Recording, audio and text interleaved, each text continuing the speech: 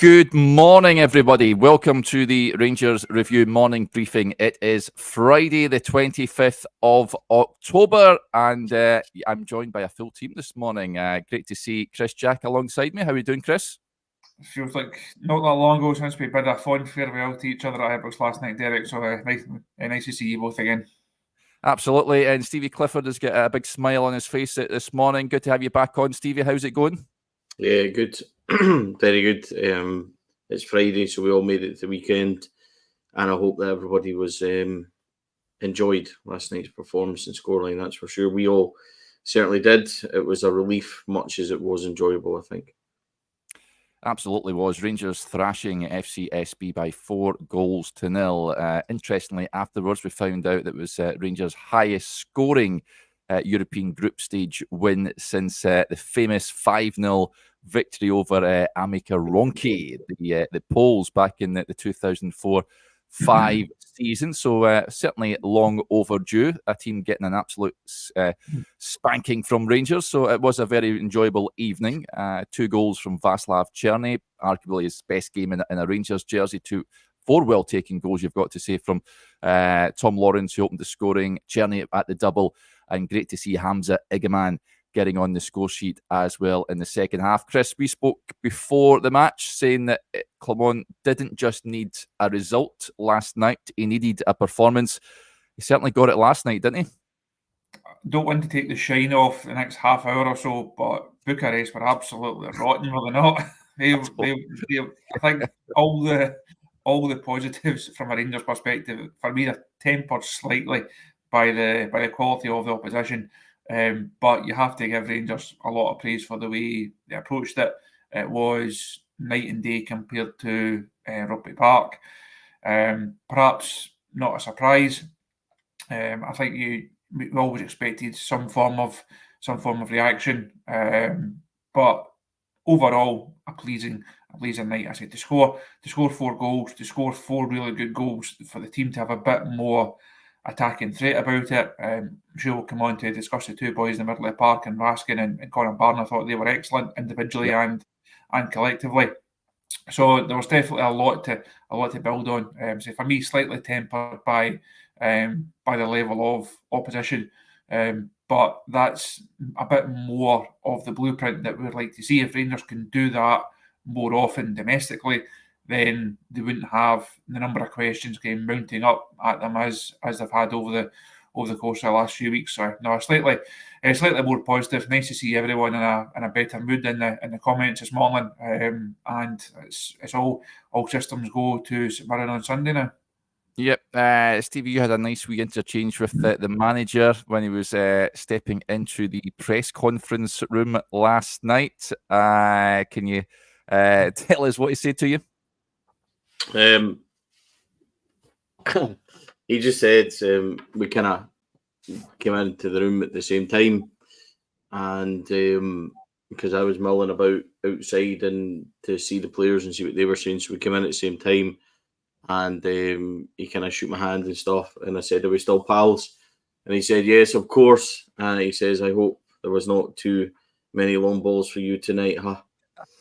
So, which I think everybody in the press room kind of witnessed as well. So, a couple of ways to look at it.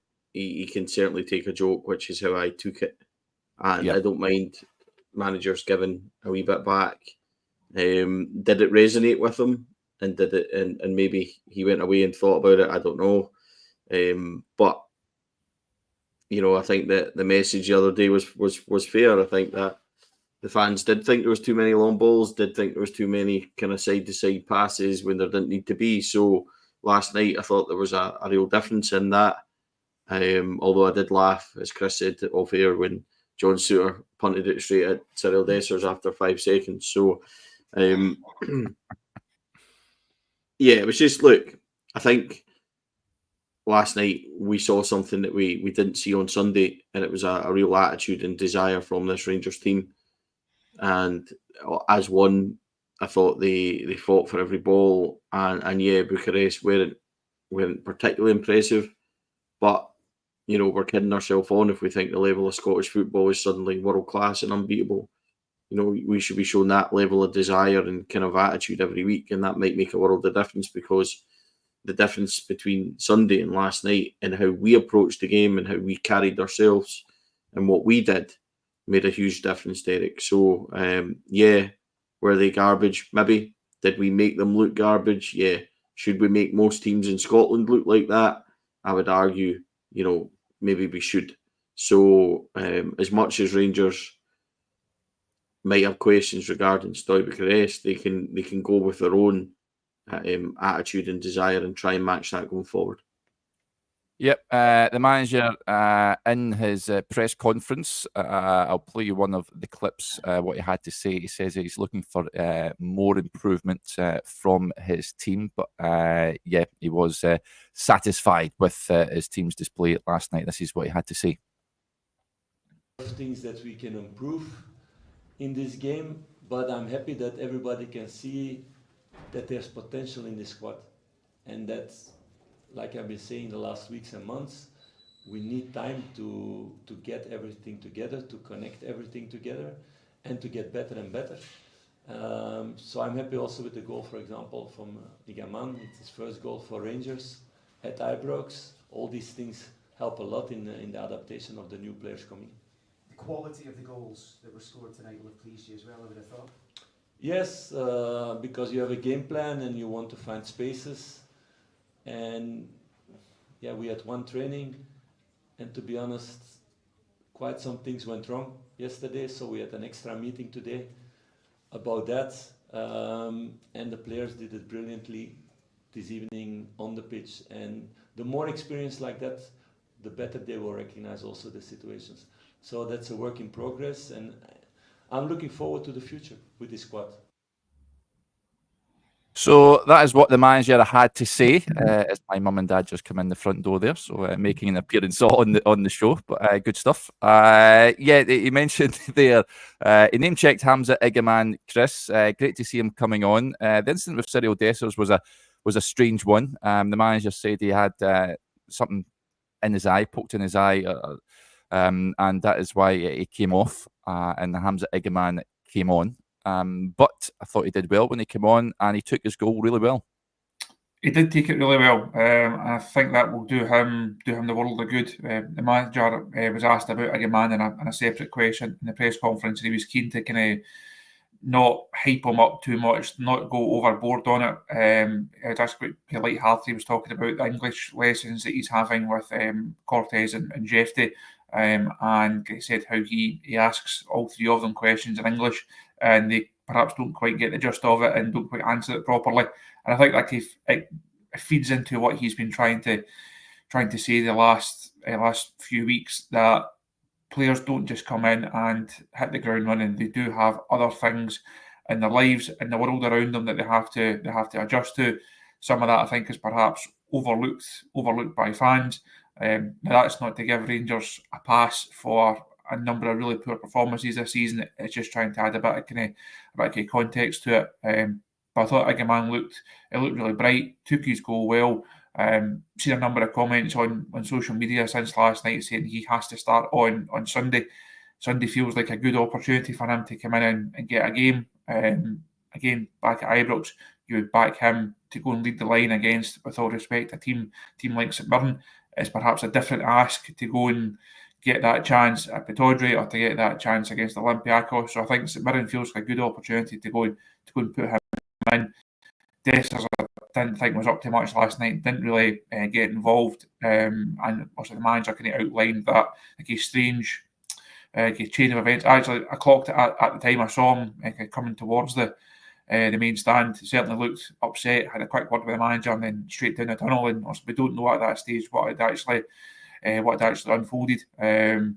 Strange one for him just to walk straight off without the manager having the chance to make the sub. I think, as Clement said, even though he was clearly in distress, he should have sat on the pitch, waited for the referee to come and see him. That then gives Igamane the chance to get ready and get himself involved. But it didn't have any ill effect on Igamane, and so hopefully that does his confidence the world of good. He's struggling at the moment. Stevie, is Cyril Hamza in with a shout of starting Sunday, do you reckon?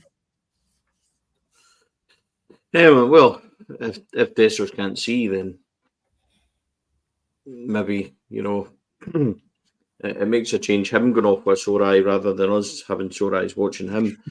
But all joking aside, I think, do you know what? Genuinely, if he's got a poke in the eye or something's happened with his eye and he can't see, like the manager explained at the time, I think it's well within the realms of possibility that he's panicked a wee bit, and he's kind of he just wants a seat and he get inside and try and calm down and yeah, I mean, I think panic's the right word. And if I was in that situation and temporarily couldn't see and a bit upset and everything else, then he wants to get down the tunnel. I understand it completely. So not ideal for us. It was interesting because for those that watched it and didn't see what happened with Dessers, they were maybe wondering why, Cerny was very clever. He almost walked back to the halfway line in slow motion so that it gave Rangers time to get a substitute on and things like that. And it was quite clever. And even though I thought the referee handled it really well, because he was obviously realised that Dessers was in some distress and others could have started flashing cards, and he handled it really well. So from a Igamane start on Sunday point of view, I will be honest, when Hamza Igamane came on against Dundee United, I thought this boy is a powerhouse. He's a wonder kid. He's ready to get more game time and stuff like that. And he's slightly found it tougher in games since. I hope that the goal would do him the world of good last night. Do I think he's ready to start? I'm not entirely convinced. Do I think that Cyril Dessers has done anything in the last half dozen games? No, not in the slightest. So I also think that our football doesn't suit Cyril Dessers either. So there's a bit of give and take. What Hamza Igamane did last night was finished his goal really well. He did a couple of other half efforts. He was in the middle of the box. He won a header, and the reaction from the main stand was incredible. That he'd actually just won one header. He didn't flick it on to anyone, but he won and he was up. Cyril Dessers for the last half dozen game hasn't been able to challenge defenders consistently like that. So it's an interesting one. He does need game time. He does need to start, but he did start, I believe, possibly Hibs at home, maybe. He did start one game, and he wasn't entirely up to speed. But be interesting to see him on Sunday if he does get the opportunity. I would suggest that it would look likely if Cyril Dessers was in as much distress as he was last night. Chris Daves Duggs says, any update on Lawrence? Never seen the presser last night after the game. The manager did speak about that. He was a tad concerned, wasn't he, with regards to Tom Lawrence. Came off at half time after picking up a knock just at a couple of minutes before the break. Mohamed Diamande came on in its place. Prior to that, he scored an absolutely excellent goal, curling effort in off the post to get Rangers moving last night. And we don't know the full extent of his injury. We just hope that it's not too serious. Fingers crossed. I'd say the manager was asked about the Dessers situation. Leon Balogun was just cramp, so the manager didn't seem to think that would be a big problem. On Lawrence, he said, I have more worries with Tom Lawrence, so we're going to see in the next couple of days what it's going to be. In a duel, somebody fell on him and he twisted his knee, so we'll see in the next couple of days how serious that is. I think knowing Rangers' record and luck and fortune on the front, I think people will fear the worst. Hopefully that doesn't come to pass. Because I think Lawrence, he's got his critics amongst his support, but chipped in again. Really good goal last night. Keeper perhaps probably should have done a bit better with it, but he was in the right place, got his shot away, deserved it. And he's come up with a couple of moments like that. The one at Dundee United certainly springs to mind. And he is, I say, for all the faults that Rangers have going forward, I think we're all in agreement that there's not enough cutting edge. There's probably not enough goals in this side.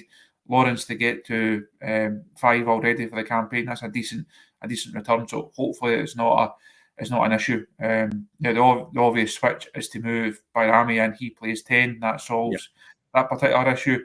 That then leaves you with another one on the left hand side. Does Igamane play off the left? Do we see Lovelace get a start off off the left? Do you put Ross McCausland in there? So there's options for Clement, but you could really do it at a time when you're already without Cortez, when you're without Matondo, when you've still got Danilo coming back up to full speed. You could really do without losing another attacking creative player in that area. Yeah, I would like to see Bayrami playing in his favoured position on Sunday, Stevie. I think Lawrence, you'd imagine, may be out of that game. It provides him with a golden opportunity, you'd like to think, to play there. I'm sure he'll be banging on the manager's door asking to play there. Igamane did come on in that position last night, as Chris says. Over on the left, we did see Zach Lovelace coming on, which was good to see. After impressing for the B team the other night, Ross McCausland was back on the substitutes bench. Another option for Rangers, perhaps, although I don't necessarily think he performs well out on the left-hand side as opposed to the right. Bayrami at 10 on Sunday? Yeah, it just causes another question in the squad, doesn't it? It's not as easy, I don't think, it's just shifting him in. As much as I might like to see him as a number 10, I really would. I think it maybe causes another issue on the left-hand side. So would he just... you see, yesterday I mentioned putting Jeffy up there, but Jeffy was really, really effective at left-back last night. He played really, really well, and he's somebody that I think has consistently probably understated and impressed me at left-back. He always bombs forward. He always gives his all, and I think he's got good recovery pace. There was one in the first half where the boy was through and he got back and easily kind of disarmed him without any issues at all. So would I move him yesterday? I would have said yeah, but he was really effective last night and the overlap was good and things like that. So would he stay there? Would he bring in Igamane as a 10 ahead of how he might play at Pittodrie? Because I think that Raskin and Barron have cemented their positions in there. I thought that, I do have the stats to hand and everything else of Nico Raskin. Nico Raskin was by far my man of the match by a mile. And I think he set the tone for the whole team. So, and there was a lot of good performances last night. But would I like to see Bayrami at 10? Yes, but there's not an obvious choice to come in on the left-hand side. So I don't think it's as easy as... would I like to see Zach Lovelace get 30 minutes? Yes, absolutely. So there is a few questions. It's just another conundrum, isn't it, Derek? It's not like there's obvious pieces. So he has got options, but maybe not got an outstanding one. So yeah, if Hadji wasn't suspended, he would have come in and started at 10, wouldn't he? And it would have home to St Mirren probably would have been an ideal opportunity for him. Yes. So it was interesting last night. The Romanian journalists seemed absolutely shocked when they asked, where would Yanis Hadji play in your team? And the answer was on the bench. And that wasn't meaning to be funny or a criticism, just at the moment he's on the bench, isn't he? So they seemed almost shocked that he wouldn't get a start for it.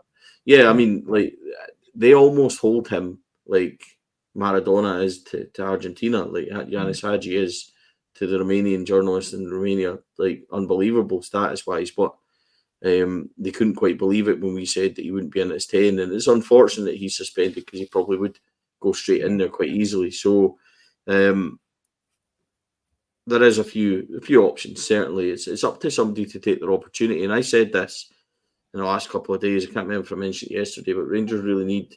It was in the article, actually, last week that I talked about, players standing up and repaying Clement a wee bit, because I did say yesterday, as much as I have my criticisms of Clement on the style and how we're doing, once these players go on the pitch, it's up to them. And I did think a few of them looked certainly more energised and more determined than they certainly did at the weekend, that's for sure. Yeah. Some points coming in. Let's get to them.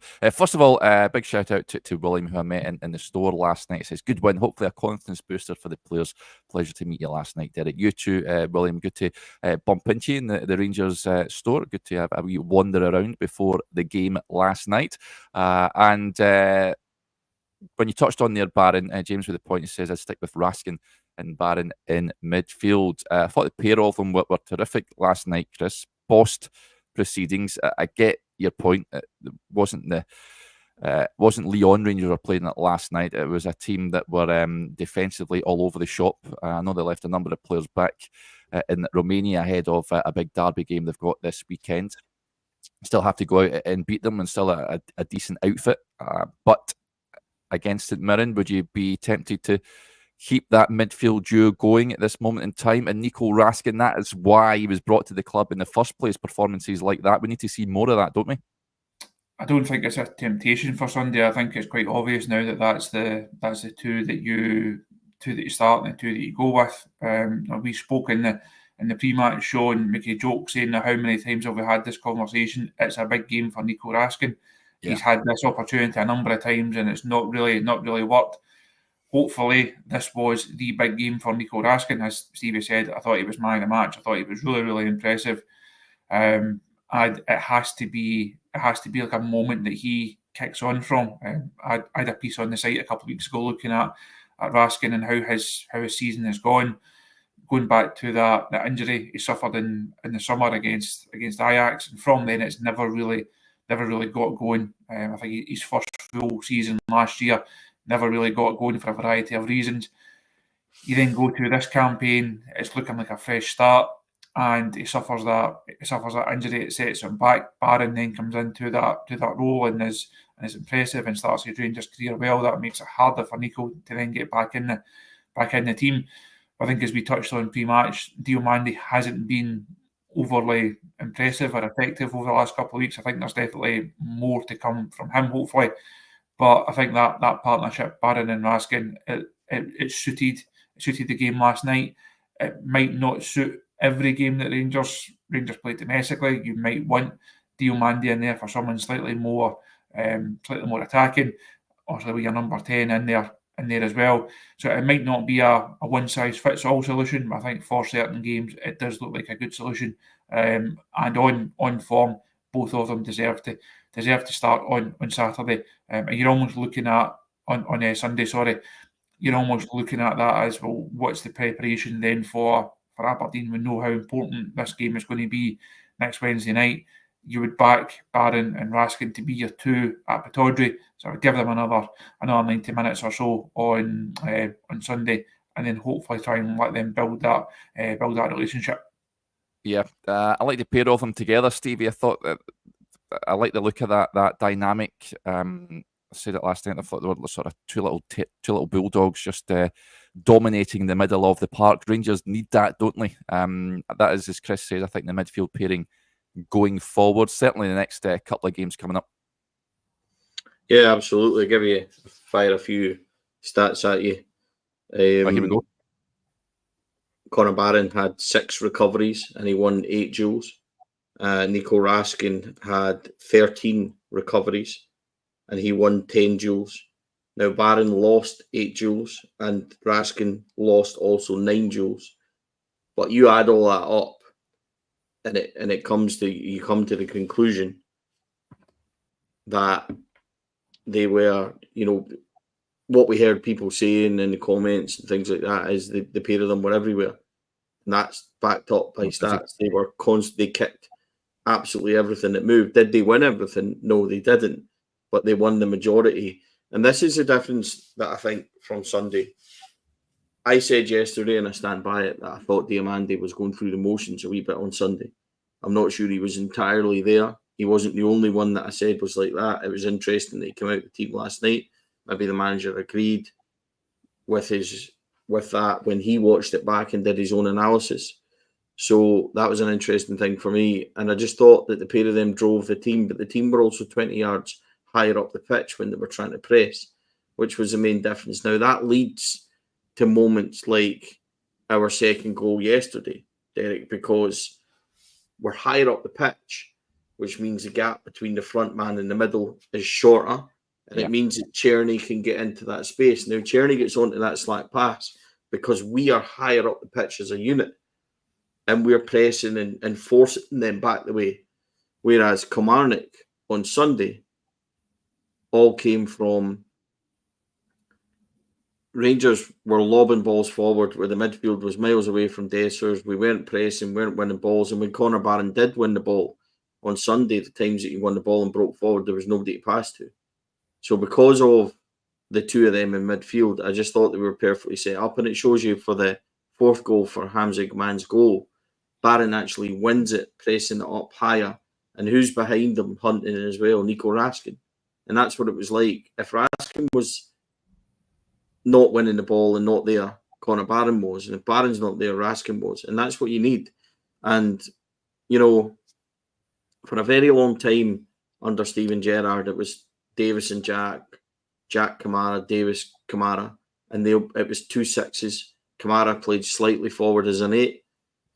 But the dynamic was the same as last night. Now, the abilities aren't the same. I get that before anybody starts, saying, we're getting carried away. We're absolutely not. But for the way that we play and the system that we play and how it suits us in Scotland, I think you need those snarling midfielders in there setting the tempo and setting the drive and things like that as well. So, between them, they've won almost 20 kind of recoveries and interceptions and things like that as well. So, really good stats by the pair of them. But overall, I thought Nico Raskin was tremendous. His energy and kind of drive in that midfield really was different.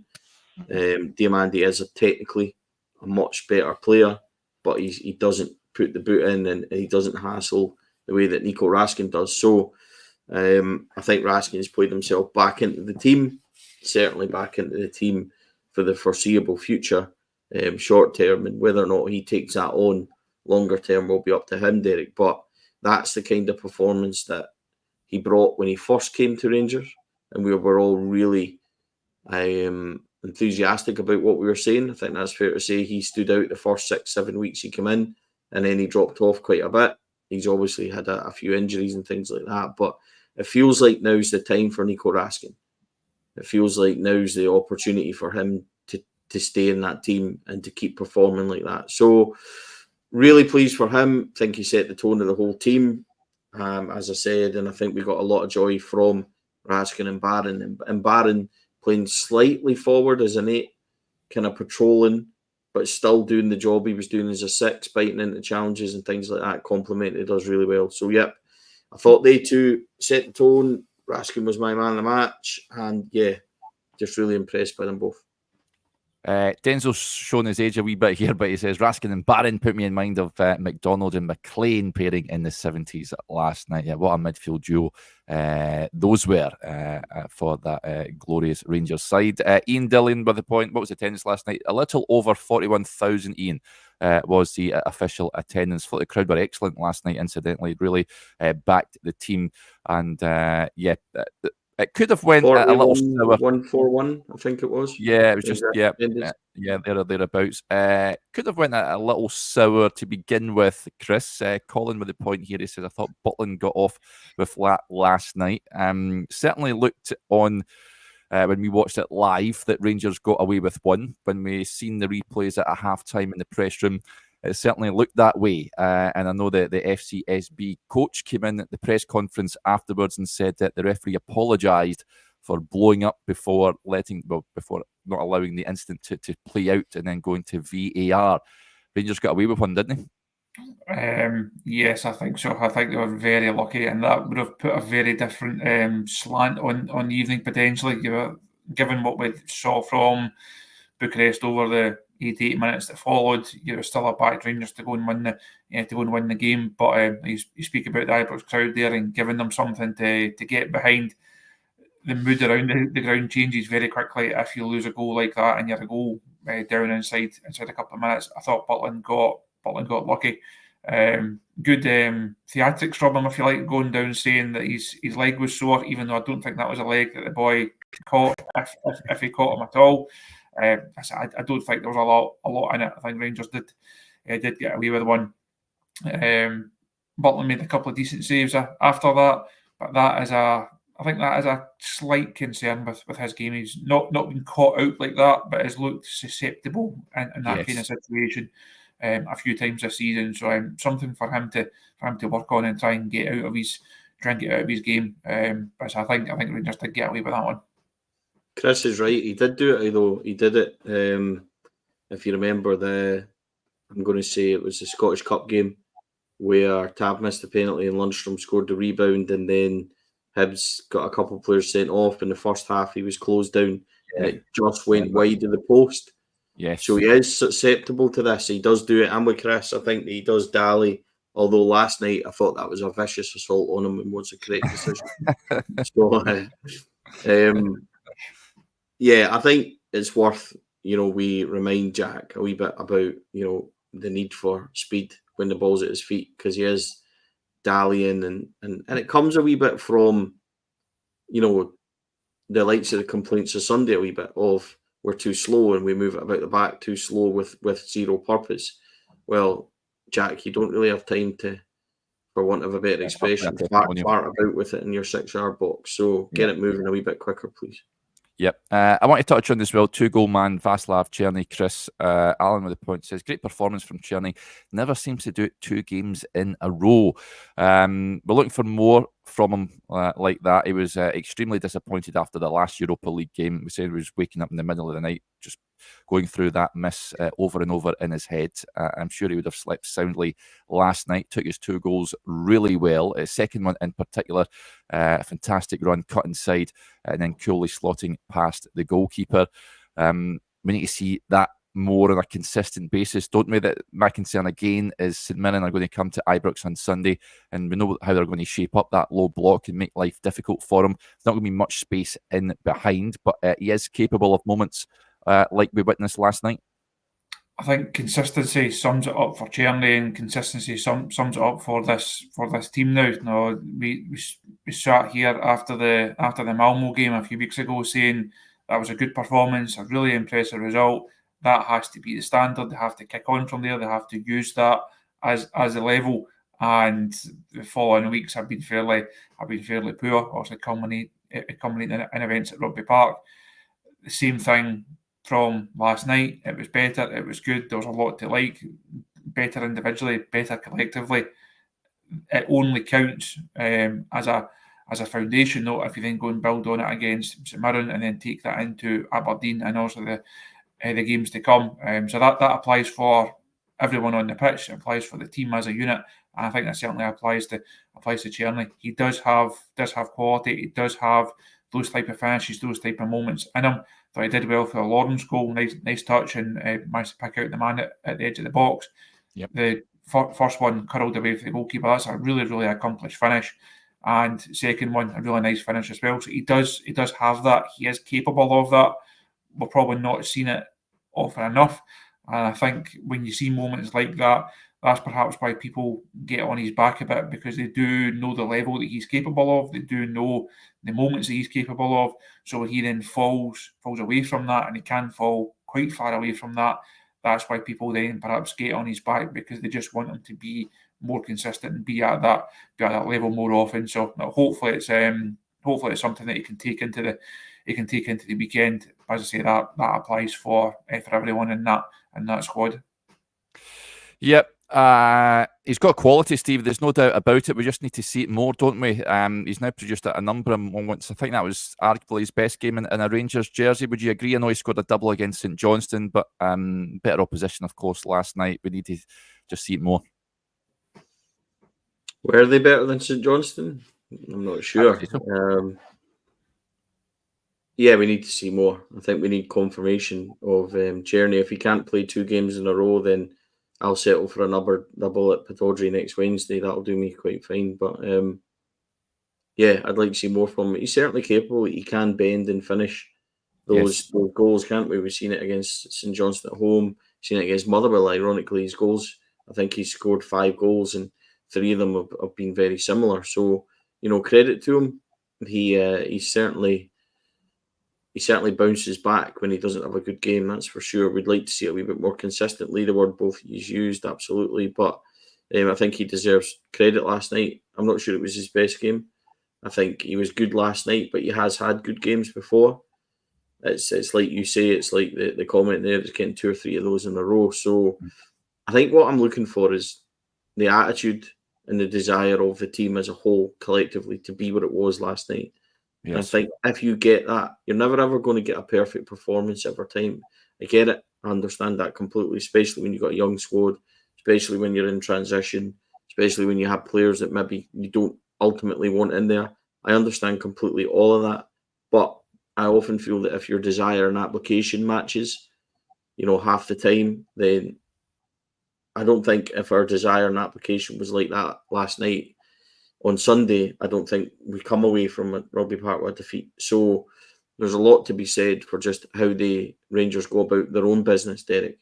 And I'd like to see that last night, that attitude and that desire, that hunger as a team, as a whole, and a collective, then I'd like to see that more often. So not only Václav Cerny, but that goes back to everybody. But there was a couple of, I didn't think we massively did anything tactically different. Last night there was a few positional things, but Leon Balogun's experience at the back was telling. I thought that Proper, when he came on, was still a bit ropey on the ball and things like that. He had a few mistakes. So, Balogun keeps his shot for me, and Raskin keeps his in midfield as well. And it's up to Igamane and Proper to play their way back in. So I certainly thought that we looked better, and it's up to these boys just to keep pushing on that have now got the shirt. So, yeah, Cerny did really well. Really pleased for him. As I said weeks and weeks ago, I really do like him on the right-hand side. Whether or not I like him just because he's a right-hand sided player and we haven't had one in so long, I'm not sure. But he is capable of those moments. And 5 goals for him, 5 goals for Lawrence is a nice wee return for them. They're on their way to double figures, which we want overall. So, yeah, keep that up. Yep, I'm with you. I'd be starting Leon on Sunday. Barring he's not fit enough to start. I know, Chris, you said he came off with a bit of cramp, which is understandable. He hasn't played many minutes at this moment in time, but I remain to be convinced by Proper. I think Balogun is a better option at this time, and I look forward to seeing him again in the back line.